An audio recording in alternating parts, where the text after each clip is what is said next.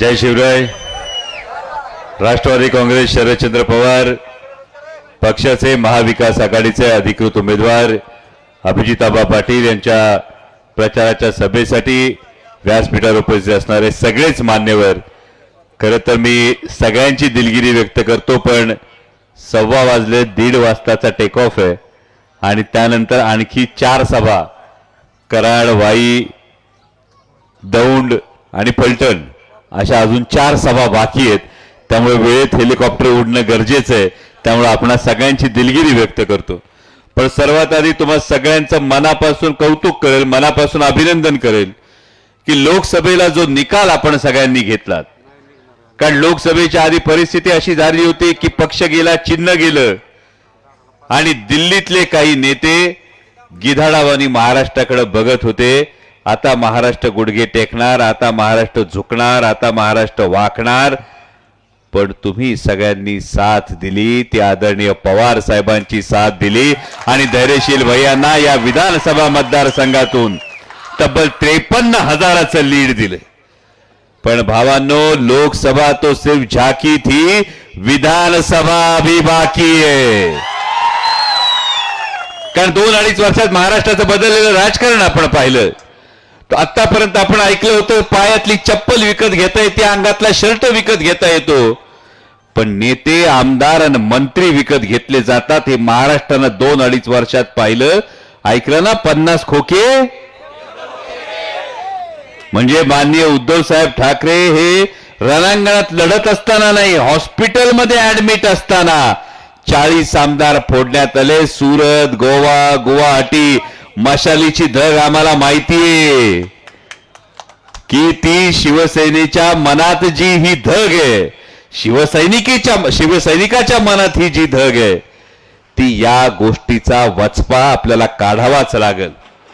बरे, हे मान्य उद्धव साहेब ठाकरेंच्या बाबतीत झालं. त्यानंतर 2 जुलै 2023ला राष्ट्रवादी काँग्रेस पक्ष फोडण्यात आला आणि राष्ट्रवादी काँग्रेस पक्ष फोडण्यात येत असताना ज्या नेत्यांना तळहाताच्या फोडाप्रमाणे जपलं, त्या नेत्यांना ईडी, सीबीआय, इन्कम टॅक्सची भीती दाखवून हातोहात लोकांनी भूमिका बदलली.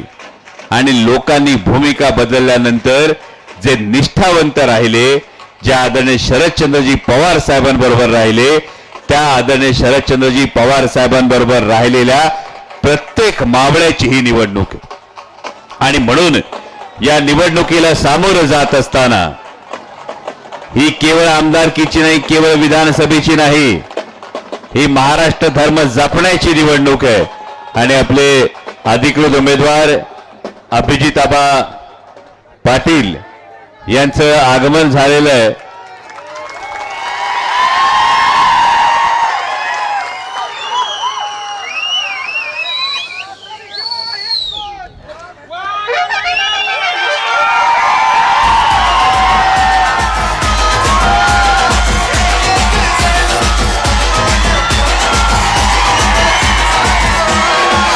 रामकृष्ण हरी, रामकृष्ण हरी. अभिजिताबा तुम आगे बढ़ो. माझं झालं की बोला. माझ्यानंतर आबा बोलतील.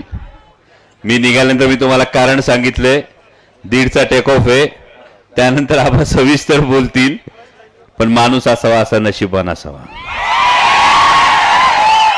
म्हणजे ज्या मतदारांनी एक वेळी लोकसभेला आदरणीय पवार साहेबांना मतदान केले आणि त्याच पवार साहेबांचा पठ्ठ्या आता आमदार व्हायला तुमच्या समोर उभा आहे. आणि नियतीने संकेत पण काय द्यावा बघा. ईव्हीएम वर नंबर आलाय म्हणजे विजयाची खून अभिजित आबाच्याच नशिबात आहे.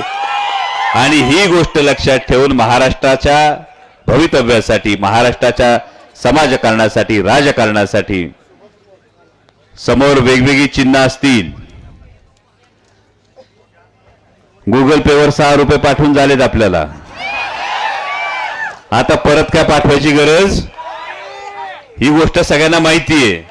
आणि दुसरी जी महत्वाची गोष्ट आहे ती म्हणजे आज महाराष्ट्रामध्ये सर्वसामान्य युवकांच्या नशिबातला रोजगार जो आहे हा रोजगार ही महायुतीचं सरकार पळवतोय. वेदांता फॉस्कॉन असेल, बल्क ड्रग पार्क असेल, टाटा एअरबस असेल, असे प्रकल्प 5.5 लाख कोटीचे प्रकल्प पळवण्यात आले. काल महायुतीचा जाहीरनामा आला, त्यामध्ये शेतकऱ्यांविषयी बोललं गेलं. शेतकऱ्यांविषयी बोलत असताना महायुतीचा भाग असलेल्या कोणत्याही नेत्यांनी 10 वेळा विचार करावा. आज महाराष्ट्रामध्ये दिवसाला 8 शेतकरी आत्महत्या करतात. विचार करा भावांनो, महिन्याला 200 शेतकऱ्यांच्या दारात सरण रचलं जातंय.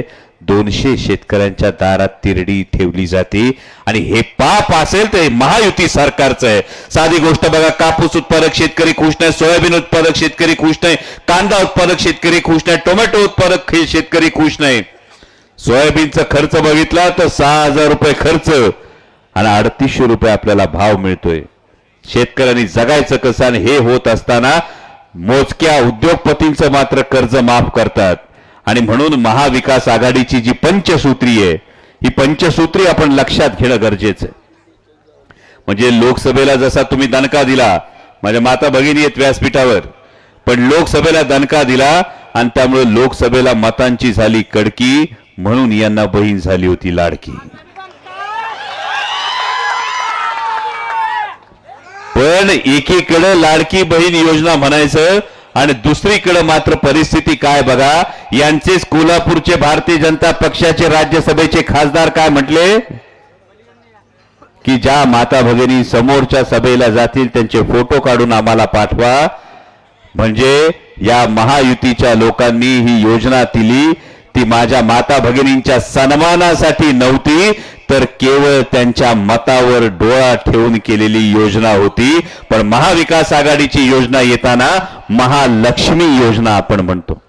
म्हणजे प्रत्येक माता भगिनीच्या अकाउंटवर महिन्याला 3,000 रुपये, वर्षाला 6 गॅस सिलेंडर मोफत. एवढंच नाही तर फक्त माता भगिनीला लाडकी म्हणायचं नाही, तर ती सुरक्षित राहिली पाहिजे. म्हणून शक्ती कायद्याची अंमलबजावणी.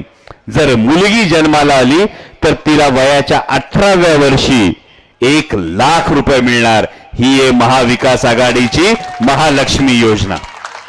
ज्या आदरणीय शरदचंद्रजी पवार साहेबांनी ऐतिहासिक काम केलं, देशाच्या इतिहासात 71,000 कोटी रुपयाची कर्जमाफी करून शेतकऱ्यांचा 7/12 कोरा करण्याचं काम कोणी केलं असेल तर ते आदरणीय शरदचंद्रजी पवार साहेबांनी केलं. आणि त्याच पावलावर पाऊल ठेवून महाविकास आघाडीचं दुसरं सूत्र आहे, 3 लाखापर्यंत शेतकऱ्यांचं कर्ज माफ करणार आणि शेतमालाला हमी भाव देणार. तिसरी महत्वाची गोष्ट युवकांसाठी, जे रोजगार आमच्या हातातोंडातून समोरून पळवण्यात आले, या तब्बल 12.5 लाख युवकांना 5 वर्षात रोजगार दिले जाणार. दरवर्षी 2.5 लाख तरुणांना नोकऱ्या मिळणार. आणि जे सुशिक्षित बेरोजगार असतील यांना महिन्याला 4,000 रुपये बेरोजगारी भत्ता दिला जाणार. हे महाविकास आघाडी सरकारचं वचन आहे. जी चौथी महत्वाची गोष्ट आहे, आपण जर कुणी ऍडमिट झालं, हॉस्पिटलमध्ये कुणी ऍडमिट झालं, तर पोरांच्या शिक्षणासाठी, पोरीच्या लग्नासाठी जमून ठेवलेली रक्कम हॉस्पिटलचं बिल द्यायला जाते. पाहुण्या रावळ्याला फोन करायला लागतो, बिल लई झालंय. एक तर डॉक्टरला सांगावं लागतं बिल कमी कर, नाही तर पाहुण्या रावळ्याला फोन करावा लागतोय. या सगळ्यातून उपाय निघावा यासाठी महाविकास आघाडी सरकारच्या माध्यमातून तब्बल 25 लाख रुपयांचा आरोग्य विमा हा प्रत्येक कुटुंबाला मिळणार. आणि 5वी फार महत्वाची गोष्ट, महाराष्ट्रातल्या वेगवेगळ्या समाजाचं म्हणणं आहे, वेगवेगळ्या समाजाची मागणी आहे आणि ही न्याय्य मागणी आहे. पण भारतीय जनता पक्ष एका समाजाला दुसऱ्या समाजाच्या विरोधात फक्त भिडवण्याचं काम करतोय. पण महाविकास आघाडी सरकार आल्यानंतर जात निहाय जनगणना होणार आणि आरक्षणाची मर्यादा ही 50% वर नेली जाणार. ही एक फार महत्वाची गोष्ट महाविकास आघाडी सरकार आल्यावर होणार. आज जवळपास महाराष्ट्रातल्या 80-90 मतदारसंघातून जाऊन आलोय. तेच सांगितले 50% वर आरक्षण देण्यासाठी महाविकास आघाडीने जाहीरनाम्यात सांगितलं जात न्याय जनगणना होणार, जेणेकरून जिसकी जितनी संख्या भारी उसकी उतनी हिस्सेदारी. त्यामुळे जिसकी जितनी संख्या भारी उसकी उतनी हिस्सेदारी करायची असेल तर महाविकास आघाडीचं सरकार हे राज्यात आणणं गरजेचं आहे. आणि म्हणून भावा, आपण जो हक्क मागतो हा हक्क डावलण्यासाठी महायुतीची लोक येऊन आपल्याला सांगतात नाही नाही आता एक आहे तो सेफ आहे. आता ते म्हणतात बटेंगे तो कटेंगे, पण बटेंगे तो कटेंगे म्हणणाऱ्यांना सांगू इच्छितो बटेंगे तो कटेंगे सारखं विषारी बीज तिकडं गंगा यमुनेच्या भुसभुशीत मातीत उगवत असेल. हा सह्याद्रीचा काळा पाषाणे 18 पगड जातीच्या लोकांना घेऊन 12 बलुतेदार 16 अलुतेदारांना घेऊन छत्रपती शिवाजी महाराजांनी इथं स्वराज्य निर्माण केलंय. आणि त्यामुळे महाराष्ट्राच्या अभिमानासाठी महाराष्ट्र धर्म राखण्यासाठी आदरणीय शरदचंद्रजी पवार साहेब, मान्य उद्धव साहेब ठाकरे, मान्य राहुलजी गांधी यांच्या नेतृत्वामधलं महाविकास आघाडी सरकार आणण्यासाठी तुमचं एक बहुमोल मत तुतारी वाजवणाऱ्या माणसालाच दिलं पाहिजे. कारण तुतारी वाजवणाऱ्या माणसाला मत म्हणजे आदरणीय शरदचंद्रजी पवार साहेबांना मत, तुतारी वाजवणाऱ्या माणसाला मत म्हणजे मान्य पक्षप्रमुख उद्धव साहेब ठाकरेंना मत, तुतारी वाजवणाऱ्या माणसाला मत म्हणजे मान्य राहुलजी गांधींना मत.